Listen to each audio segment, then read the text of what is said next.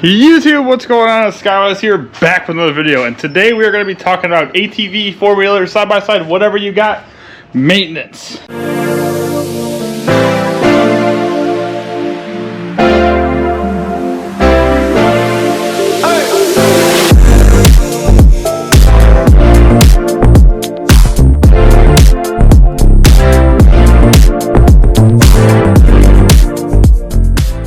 And if you go through with these steps that I'm going to tell you, it'll extend the longevity and the life of your machine, and also all of your parts like your bushings, your A-arms, all that good stuff. And this isn't just for the Renegades. This can apply to side-by-sides, whether it's Can-Am, Polaris. Alright, so you just bought an ATV, side-by-side or a four-wheeler. These are going to be the basic tips of maintenance and maintaining your vehicle so it performs at its highest possible level. And these are the things that I do whenever I buy a pre-owned vehicle, or I buy something or whatever I have before a trip I take. These are the steps that I take to make sure that when I go on that trip, I don't have anxiety. I'm not worrying in my head that something's gonna happen to my machine because I know it's properly maintained and it's ready for whatever I throw at it. And also taking these steps will also help extend the longevity and the life of your ATV and to make sure that it just doesn't give out on you.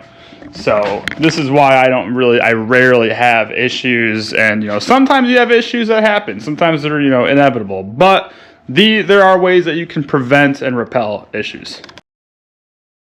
So first thing you want to do is you're going to want to always check your oil.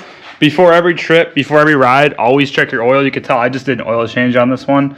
And, I could show you. It's going to be hard to tell on a video. But this is new oil, so it is lighter. It's lighter in color.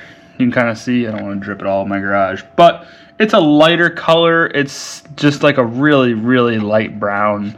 That's good oil. It's nice and it's thin. It's not too thick. And that's what you want your oil to look like.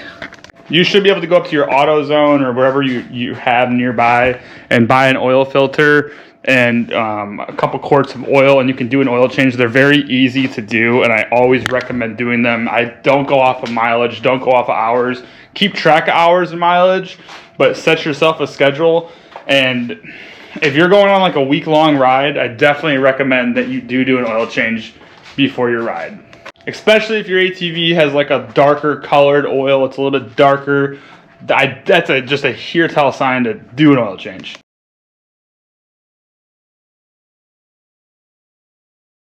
Secondly, we have this bad boy right here. This is our grease gun. It's a very cheap one. This is just from Harbor Freight.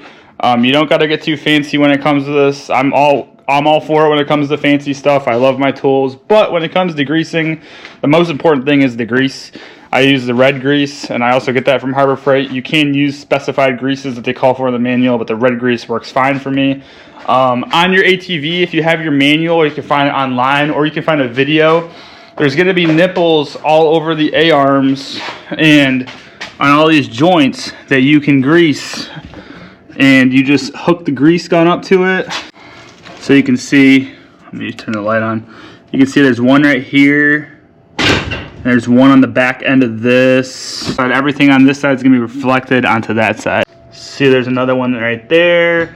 And this one actually needs greased. I don't know if you guys can tell. But this ATV actually does need greased. I just haven't done it yet. I'm going to. It's on my to-do list this week.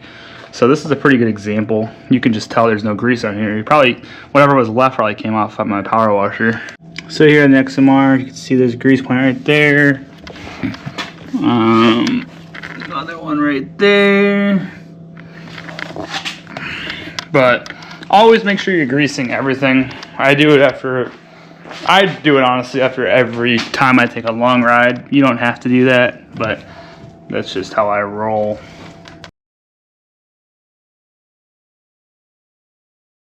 So we went over oil and greasing. Next is going to be just making sure everything's tight. Before you take a trip, start your ATV up.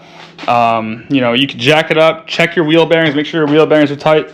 Check all your lugs, make sure all your lugs are there, make sure they're all tight. Every so often, at least beginning of every season, maybe mid-season, check the torques on all of the lugs. It's very possible to lose a lug. Check all that. Check your fluids as with checking your oil. Also check your coolants. For these four-wheelers in specific, they're going to be under these covers. Take these covers off. You can get to the coolant reservoir right through there. I also do run XPS, anti-corrosive lubricant, on some parts of the bike, especially on the XMR if I'm going to be taking it through the mud. This is what I use on my jet ski as well. I use that on this just to, prevent corrosion. I live up north, so we have salt and stuff like that. Maybe like on parts of the skid plate. It is possible for these bikes to rust, and it doesn't take much just to spray it down a little bit with some anti-corrosive lubricant, especially on some of the axles, anything like that. As far as like winter goes and storing them for long periods of time, I always get them to about half a tank of gas, maybe less. And I always pop some seafoam in there. This is what I've always used. I don't use fuel stabilizer. Some people do. I use seafoam as a fuel stabilizer. It works perfectly for me, especially with the way I store mine. And I don't use climate control or nothing. I just store mine in the garage. It gets cold. I use that, and then battery maintenance. I hook trickle chargers up to the battery, so pop the seats, hook trickle chargers up there. You shouldn't be having to buy a new battery every season. But it is good to check the life on your battery, because you don't want to be out somewhere and have your battery die. So you can be like me. That's why whenever I go riding, I do take a jump box with me. And I normally do have a side-by-side at my campsite, so I always keep a jump box in there just in case. You never know, especially when running exterior lightings like whip lights or, for example, like light bars, stuff like this. Sometimes something can drain your battery and you don't realize it. I've had whip lights drain my batteries due to my own fault, and I've had to jump my stuff. So it's not fun, but it happens, and you got to be prepared for stuff like that. Also, if you want the best longevity out of your quad and you want the best performance it's going to be able to give, and you want to run it to the top of the line, I do recommend running 93 in it. These bikes that I actually have here in front of me do say to run only premium in them, but no matter what bike I have, whether it's a sports quad or even if it's like a 450 from like 2010, I've always ran 93 through them. And whenever I get a new bike, especially older ones, I always run a can of seafoam through it, just for the hell of it. And then, of course, after every ride you take, make sure you get in there and you clean everything. Dirt and water is not a good combination on any parts of any type of vehicle. So I always have my handy power washer here, and I get the dirt out of every possible spot that I can. It's almost impossible to get it perfectly clean, but you can get it close, and that's what I do. Don't leave mud and dirt laying on your stuff. I don't recommend that. You can to get it cleaned up. You don't want that stuff just sitting around on your stuff. Also, another thing you can do in the beginning of the season, always check your brake reservoirs, check your fluid, your .3 or .4, whatever you're running. Always check that. You need your brakes along with your pads. Make sure your brakes are tight, just as long, like just with the tread too, like tread on the tires. Like you see this tread right here, like there's no tread on these tires left. You can see the tread marks. This thing just does a burnout. I need new tires really, really bad. I just haven't ordered them yet. I have been riding too much, but you can see, I mean, these tires are terrible. These tires are actually very good. They're ITP hole shots, but you would think they wouldn't do good, but they do great. These ones on their hand, not so much. Anyways, guys, thanks for watching. Those are just some small steps that I take to maintain my quads, maintain my bikes. This wasn't a crazy video, but I wanted to inform you guys, maybe help some new people out. We will see you guys in the next video.